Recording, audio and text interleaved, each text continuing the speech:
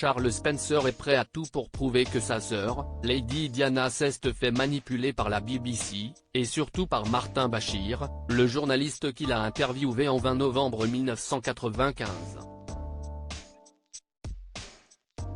Ce jour-là, face à 23 millions de téléspectateurs, la princesse fait des révélations explosives sur son couple, ses troubles alimentaires, sa dépression et la capacité de Charles à régner. Mais, pour obtenir ces confidences, le journaliste a employé des méthodes douteuses, manipulant la mère de William et Harry, en lui fournissant des faux relevés bancaires. Alors que la BBC a présenté des excuses publiques, Charles Spencer mène depuis 4 ans une véritable guerre contre les dirigeants de la chaîne, qu'il accuse de dissimuler la vérité sur l'affaire Bashir. Et, des emails internes échangés entre les dirigeants au moment du scandale pourraient tout changer, selon les informations du Parisien de ce lundi 5 février. Depuis 2 ans, la justice réclame pas moins de 3288 emails internes qui pourraient témoigner de ce que se sont dit ces dirigeants quand le scandale a éclaté, à l'hiver 2020. Mais, malheureusement, jugeant la plupart de ces emails comme inintéressants, la BBC a fourni ces documents recouverts d'un épais trait de feutre noir, caviardé et tout simplement illisible. Une méthode qui ne fait que renforcer les soupçons. La bataille se poursuit donc devant les tribunaux. Lady Diana, Charles, William, Harry. Qui sont les hommes qui ont marqué sa vie?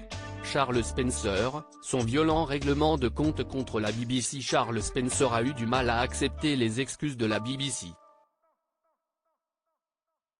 Pour lui, il existe un lien entre l'interview de sa sœur et son accident de voiture mortel à Paris, en 1997. Les mensonges angoissants que la BBC lui a racontés avant que les caméras ne tournent ont fait en sorte qu'elle est arrivée à l'interview avec une vision très déformée et fausse de la situation dans laquelle elle se trouvait, avait-il déclaré auprès Daily Mail, en juillet 2022.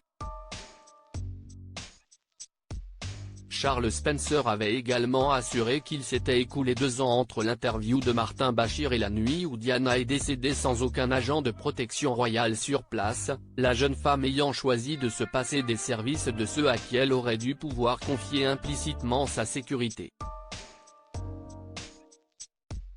Il avait d'ailleurs souligné que cet entretien à la BBC avait mis Diana sur une voie où elle n'était pas protégée comme il se devait. Tous les responsables doivent rendre des comptes, avait-il lâché, affirmant qu'il espérait que la police considérera les responsabilités du journaliste et de la BBC dans cette affaire.